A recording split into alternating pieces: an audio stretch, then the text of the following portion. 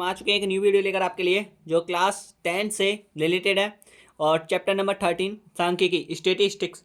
Okay बच्चों, देखिए निम्नलिखित बटन एक मोहल्ले के बच्चों के एक दैनिक जीवकर्ता खर्चा को दर्शाती है। माध्य जीव खर्च 18 रुपये है। लुप्त बारंबारता एफ को ज्ञात कीजिए। इसमें आपको ज्ञात करना है दैनिक जीव भत्ता रुपयों में और बच्चों की संख्या सिग्मा एफ है। ठीक है बच्चों, ये निकालना पड़ेगा एक्साइड जो भी है मैंने आपके लिए रेडी कर रखी है सारणी बना के। ओके, तो ध्यान दीजिए आपके पास सबसे पहले आपको क्या निकालना पड़ता है, उच्च सीमा और निम्न सीमा निकालनी पड़ती है। ठीक है बच्चों, तो एक्स आई निकालना पड़ेगा। यहाँ पे लिखिए वर्ग चिन्ह। वर्ग चिन्ह वर्ग चिन्ह का फॉर्मूला क्या होता है, एक्स आई इजिकल टू आपके पास होता है उच्च सीमा प्लस निम्न सीमा, उच्च सीमा प्लस निम्न सीमा, उच्च सीमा प्लस निम्न सीमा बट्टे 2। यही तो फॉर्मूला होता है। तो इसी फॉर्मूले के अकॉर्डिंग हमें ये वैल्यूबल मान निकालना है। ठीक है बच्चों, तो 11 से 13 है तो एक्स आई इजिकल टू आपके पास पहले हम उच्च सीमा आपके पास मैंने बता रखी है। ये वाले जो टर्म होते हैं ये उच्च नंबर हैं, ये निम्न नंबर है, तो इसीलिए 11 जो है निम्न नंबर है और उच्च जो है 13 नंबर है। तो लिखिए 13 + 11 बट्टे 2 इजिकल टू 11 और 13 कितना होते हैं, 11 और 13 4 2 इजिकल टू 2, 2 से काटोगे तो 12। एक और नंबर निकाल लीजिए एक्स आई का। तो दूसरा नंबर आपके पास एक्स आई इजिकल टू आता है उच्च सीमा प्लस निम्न सीमा। ठीक है बच्चों, ये हो गया आपके पास। मैं आपके लिए ये बताना चाह रहा हूँ कि वर्ग चिन्ह में आपको लुप्त बारंबारता एफ ज्ञात करना है। यहाँ पे ठीक है बच्चों, ये निकालना है और किससे निकालना है, कल्पित माध्य विधि लगा दो या पावचलन विधि लगा दो या माध्य विधि लगा दो। ठीक है बच्चों, कोई सा भी लगा दो तो आपके पास तीनों टर्म से निकल आएगा। लेकिन हम कौन सी लगाएंगे इसमें, कल्पित माध्य विधि। मैंने आपको अगली क्लास में बताया था कि जो नेक्स्ट क्लास जो सॉरी नेक्स्ट नहीं प्रीवियस क्लास थी उसमें मैंने आपको बताया था कि इसमें आपके पास पावचलन विधि से सॉल्व किया था। अब आपके लिए हम कराएंगे कल्पित माध्य विधि से। ध्यान दीजिए, तो 15 + 13/2 उच्च सीमा प्लस निम्न सीमा बट्टे 2, तो 5 और 3 8 हो जाएगा, 2 हो जाएगा, 2 से काटोगे तो आपके पास कितना हो जाएगा 14 हो जाएगा। ओके, तो 12 यहाँ पे आ जाएगा आपके पास, यहाँ पे 14 हो जाएगा। तो कितने का डिफरेंस चल रहा है इसमें, अब डायरेक्ट आप लिख सकते हो ना। तो ये आगे जो भी है नंबर ऑफ दैट एक ही सीक्वेंस से चल रहे हैं और एक ही सीक्वेंस आपके पास क्या हो जाएगी, नंबर भी पुट करने देगी। तो इनका डिफरेंस है 2 का, तो 16 हो जाएगा, 18 हो जाएगा, 20 हो जाएगा, 22 हो जाएगा और 24 हो जाएगा। अब जस्ट याद कीजिए कि डी आई बराबर होता है एक्स आई माइनस ए। अब जस्ट याद किया है तो आपने इतना तो पढ़ा होगा कि ऊपर से जितने नंबर छोड़ेंगे उतने ही नीचे से नंबर छोड़ने पड़ते हैं आपको। ठीक है, 3 नंबर ऊपर से 3 नंबर नीचे से। डिजिट आपके पास आ गया ए इजिकल टू आपके पास कितना आ गया 18। अब 18 डिजिट आया है तो आपके पास ये वाले टर्म। ठीक है बच्चों, तो इतना ध्यान रखिए आपके पास डी आई बराबर होता है एक्स आई माइनस ए।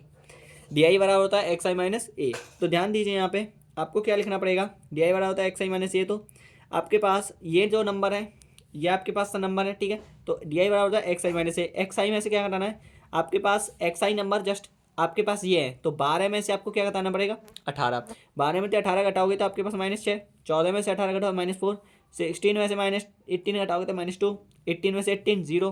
20 में से 2 माइनस के 4 सॉरी ये प्लस का हो जाएगा 22 में से 18 और 24 में से 18 घटाओगे तो कितना बचेगा 6। ओके बच्चों, यहाँ तक क्लियर हो गई। तो अब sigma F I into D I निकालना है।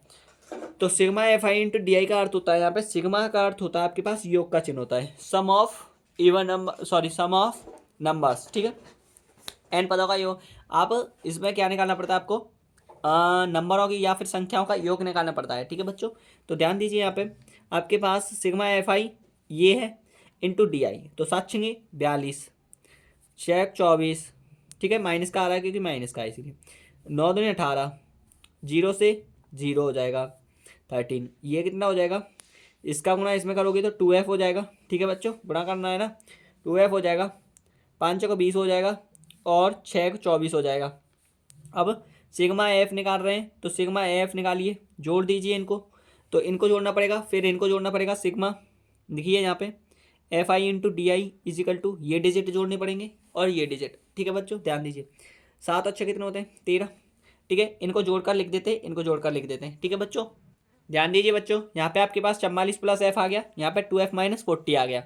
कैसे, क्योंकि 2f जो है वो जोड़ दिया, तो जोड़ने पर ऐसे नहीं जोड़ना है कि 2 और 40 भी जोड़ दें, नहीं ऐसा नहीं जोड़ना है, ऐसे ही इसमें भी नहीं जोड़ना है क्योंकि ये f नंबर जो है डिजिट ये अलग नंबर से है। ठीक है बच्चों, ऐसे जोड़ा, ये काउंट किए फिर इनमें जो भी शेष बच रहा है वो f है, तो प्लस f किया।